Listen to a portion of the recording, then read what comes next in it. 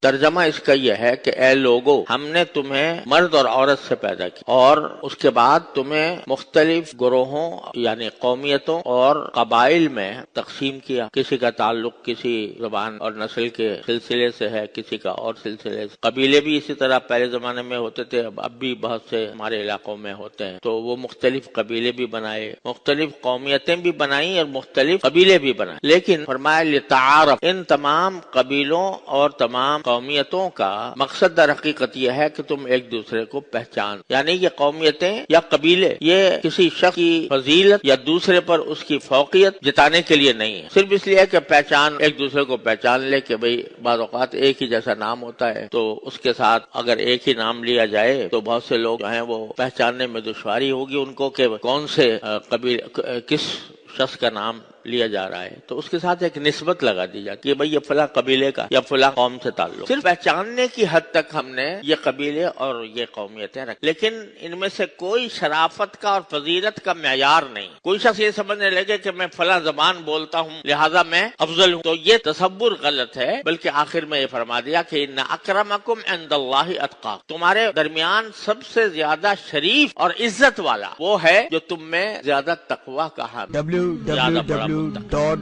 وہ ہے شریف فضیلت والا، ورنہ صرف فلاں زبان بولتا ہوں اس واسطے میں دوسروں سے ممتاز ہوں، دوسروں سے زیادہ فضیلت رکھتا ہوں، زیادہ شرافت رکھتا ہوں، زیادہ عزت رکھتا ہوں، یہ تصور جاہلیت کا تصور ہے جس کو قرآن کریم نے اور پھر رسول کریم صلی اللہ علیہ وسلم نے ختم۔ چنانچہ حجۃ الوداع کے موقع پر رسول کریم صلی اللہ علیہ وسلم نے ارشاد فرمایا کہ لیس لعرب فضل علی عجمی، کسی عرب آدمی کو عجمی آدمی پر کوئی فضیلت نہیں، صرف عرب ہونے کی وجہ سے کہ میں عرب ہوں لہذا میں ساری دنیا سے زیادہ فضیلت رکھتا ہوں، زیادہ شرافت رکھتا ہوں، زیادہ عزت رکھتا ہوں۔ یہ تصور حجۃ الوداع کے موقع پر آپ نے 1,24,000 صحابہ کرام کے مجمع سے خطاب کرتے ہوئے فرمایا لا فضل لعربی علی عجمی ولا لاحمر علی اسود، اور نہ کسی گورے کو فضیلت حاصل ہے کالے پر۔ کوئی آدمی جیسے آج کل یہ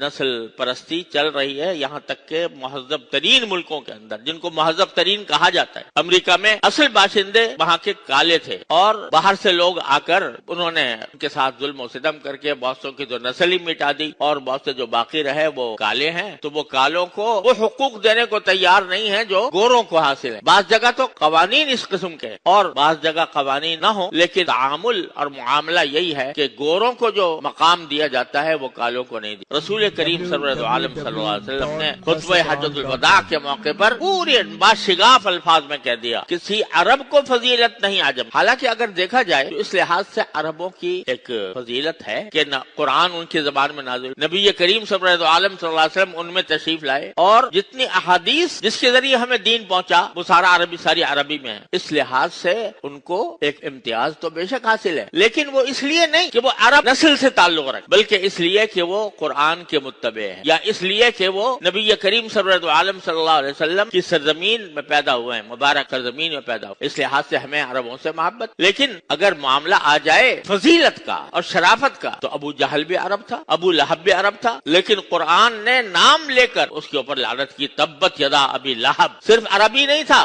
رسول کریم صلی اللہ علیہ وسلم کا چچا تھا، لیکن اللہ تعالیٰ نے اس کے اوپر لعنت فرمائی۔ کیوں؟ اس لیے کہ فضیلت کا معیار عرب ہونا نہیں ہے، کسی خاص قبیلے سے وابستہ ہونا نہیں ہے۔ قریش ہے مثلا، قریش کے فضیلے سے تھا، قریش کے قبیلے سے تھا ابو لہب بھی ابو جہل بھی، لیکن قریش کو اس وجہ سے فضیلت حاصل ہو کہ بھئی وہ اس قبیلے کے اندر پیدا ہو گیا ہے کوئی آدمی، اس سے کوئی فضیلت حاصل۔ فضیلت اگر ہوتی ہے تو تقوی سے ہو، ان اکرمکم عند اللہ اتقاکم، تم میں اللہ تعالیٰ کے نزدیک سب سے زیادہ عزت والا وہ ہے جو تم میں سب سے زیادہ متقی ہو، دیکھنے میں خواہ کیسا بھی